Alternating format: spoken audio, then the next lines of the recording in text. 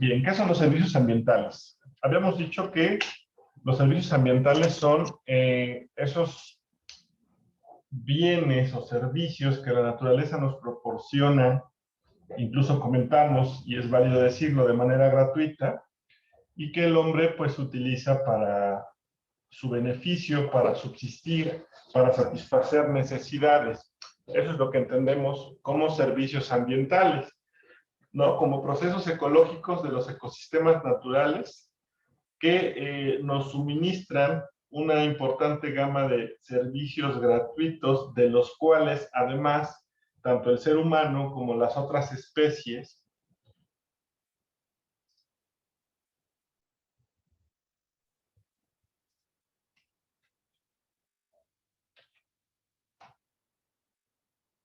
de un ecosistema, no solamente el ser humano. Y no solamente el ser humano depende de los servicios de la naturaleza para sobrevivir, sino todas las especies de un ecosistema. Si no tuviéramos estos servicios ambientales, pues simplemente no habría vida, ¿no? Así de simple, así de claro. Entonces, bien, ¿cuáles son estos servicios ambientales? Por poner unos ejemplos y a manera de contexto, aquí se mencionan solamente 6 de ellos, pero son muchísimos, ¿no? Entonces se incluye el mantenimiento de la calidad gaseosa de la atmósfera, la cual ayuda a regular el clima. Si no tuviéramos una regulación climática y se dispararan el calor o el frío, entonces, bueno, sería difícil la subsistencia, como dije, de las especies, incluidos nosotros. También el mejoramiento de la calidad del agua. Recordemos que a través del ciclo hidrológico, la propia agua se puede utilizar para el consumo humano, ¿no? Y de otras especies. Y también dice que incluyendo la reducción de inundaciones y sequías. Es decir, este ciclo hidrológico regula de alguna forma la calidad del agua y regula o permite que el agua esté en un equilibrio con nuestro ecosistema. Sale la protección de zonas costeras por la generación y conservación de los sistemas de arrecifes de coral y dunas de arena, es decir, estas formaciones marítimas que se forman y que además pues protegen las zonas costeras, ¿no?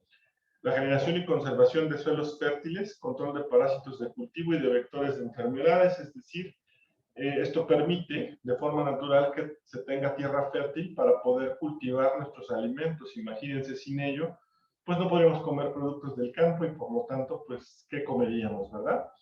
Entonces, bueno, la polinización de muchos cultivos y de todas las plantas en general, recordando que son las plantas quienes nos dotan de oxígeno y a falta de estas, a falta de polinización no había plantas y a falta de plantas no habría oxígeno y a falta de oxígeno tampoco vida. Disposición directa de alimentos provenientes de medio ambiente acuáticos y terrestres, es decir, la propia naturaleza solita nos da carne y pescado, dicho de alguna forma burda, pero nos da los animales que nosotros ocupamos para el consumo, tanto terrestres como acuáticos, ¿no? Es decir, los pescados que consumimos, pues nos da de forma natural el medio ambiente, ¿no? Los animalitos también, y si bien también hay criaderos, tanto de animales como de pescados, pero la mayoría de estos pues se dan de forma natural, y pues esto nos permite alimentarnos, ¿no? Entonces, bueno, esos son solamente algunos ejemplos de los muchos servicios que la naturaleza nos ofrece. Entonces podemos decir que el ambiente nos provee de una gran cantidad de recursos naturales, ¿sale? Los recursos naturales son aquellos que se dan por sí solos en la naturaleza. Y la utilidad que estos tienen para nosotros, para el aprovechamiento de los habitantes de un ecosistema, es a lo que se le puede llamar servicios ambientales.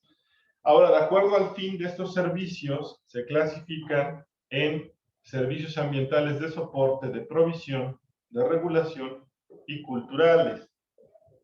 De acuerdo al fin que nosotros le damos a los recursos naturales que aprovechamos, es cómo se da esta clasificación. Bien, ¿cuáles son los de soporte? Los de soporte mantienen funcionando a todo el ecosistema, por eso se llaman así, soportan a todo el ecosistema. Sin estos servicios no habría ecosistema simple y sencillamente. Un ejemplo claro, la producción de oxígeno. Si no tuviéramos oxígeno en el ecosistema, pues no habría ecosistema en sí. ¿Sale? Es lo que comentábamos hace un momento, no habría vida y por lo tanto, pues no podríamos decir que exista un ecosistema. Bien, los siguientes son los de provisión. Como su nombre lo dice, van a proveer. Entonces, aquí básicamente se incluye toda la materia prima que la naturaleza nos proporciona, es decir, los recursos que nosotros utilizamos para producir nuestras provisiones, ¿sale? Por eso son de provisión. Estos recursos se clasifican en renovables y no renovables, lo vamos a ver un poco más adelante. Un ejemplo es la producción de algodón. Entonces nosotros, el algodón es una planta, tomamos esa planta de la naturaleza y realizamos nuestra ropa, por ejemplo, ¿no? Entonces, ¿qué proveemos? Pues proveemos la ropa, que son, digamos, productos necesarios para nosotros. Y bueno, eso nos provee el recurso natural y estos son los servicios de provisión. Ahora los de regulación. Una cosa son los que vimos a un inicio, los de soporte que mantienen funcionando todo el ecosistema, y otra cosa son los de regulación. Los de regulación son procesos ecológicos que mejoran o hacen posible nuestra vida, es decir, la regulación del ecosistema permite que funcione de mejor manera todo y en el caso concreto de nuestras vidas, pues las hace mejor, hace posible nuestra vida y hace que nuestra vida sea mejor. Un ejemplo de ello es la polinización, ¿no? Recordemos que es cuando las abejas, al ir de flor en flor, buscando, recolectando el polen, independientemente de que ellas ocupan el polen para alimentarse y para producir miel y demás, al andar de flor en flor, y ahí se ve en la imagen, ¿no? Al tener un cuerpo velloso y unas patitas vellosas, pues pasan el polen de flor en flor. ¿Qué quiere decir? Que toman el polen de las flores masculinas y lo depositan en las flores femeninas. Y esto permite la reproducción de las plantas. Sin esta reproducción, pues no habría plantas. O imagínense, si el ser humano tuviera que realizar la polinización, ¿qué implicaría y qué trabajo le costaría llevar el polen de planta en planta, ¿no? Y sin dañar las plantas o sin matarlas, como con la delicadeza que las abejitas lo hacen por sí solas, ¿no? Entonces, bueno, estos estos procesos ecológicos permiten, reitero, pues mejorar nuestras vidas. Bien, y finalmente los culturales. ¿Cuáles son los culturales? Estos no tienen a lo mejor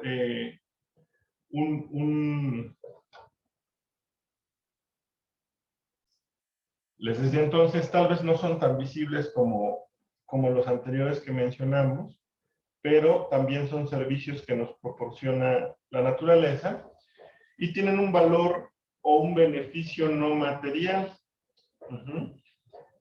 Por eso hay un paisaje de una cascada muy bonita y todo, y se refiere a los servicios que la naturaleza proporciona para el enriquecimiento personal o espiritual, es decir, el disfrutar nosotros de la naturaleza, los placeres estéticos, etcétera. ¿Qué quiere decir?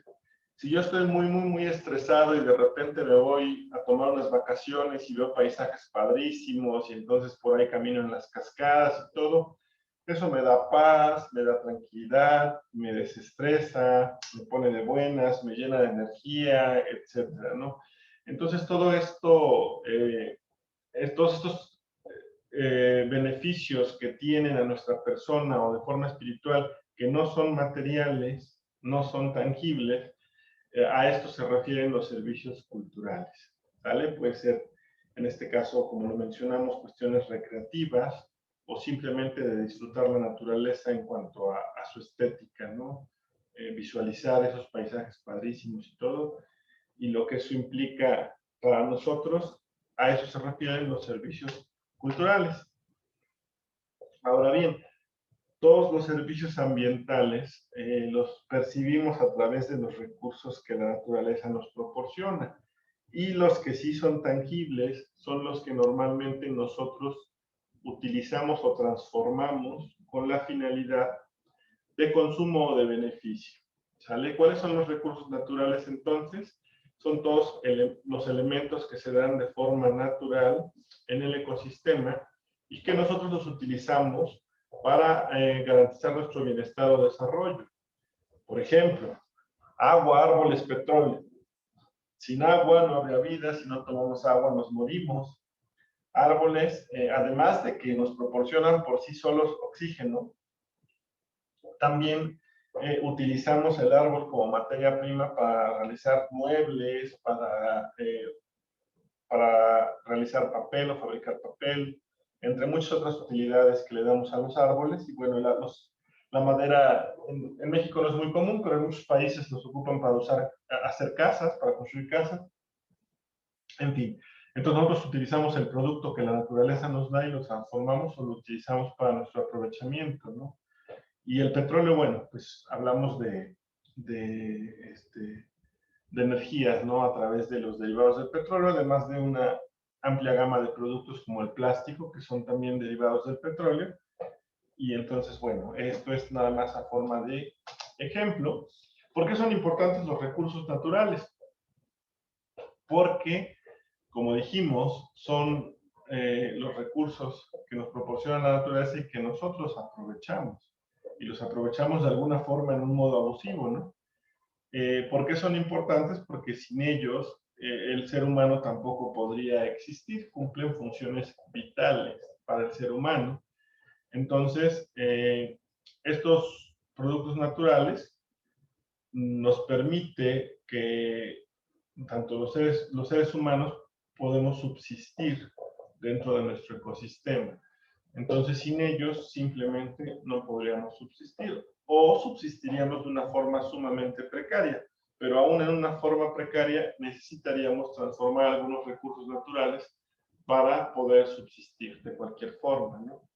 Entonces, con tecnología o sin tecnología, históricamente el ser humano ha explotado los recursos naturales.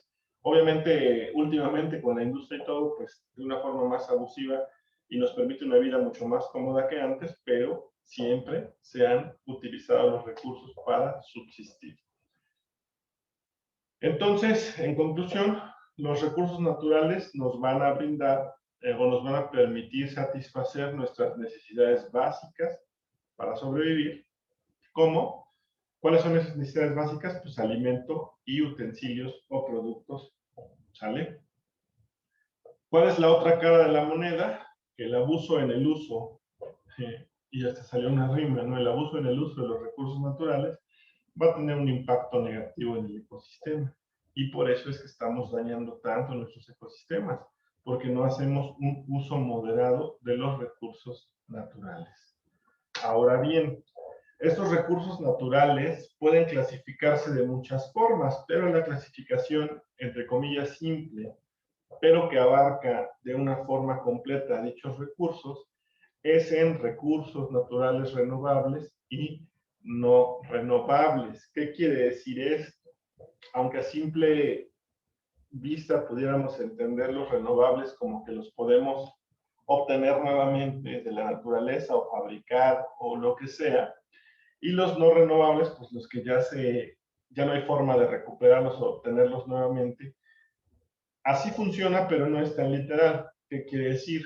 Los renovables sí pueden restaurar sus niveles por procesos naturales a una forma superior a la de su consumo. Es decir, aunque yo los consumo, se pueden restaurar o conseguir más en la misma naturaleza de una forma más rápida que el consumo. Por eso pudiéramos llegar a pensar que son inagotables, aunque el abuso y el uso desmedido pudieran llegar también a agotarlos.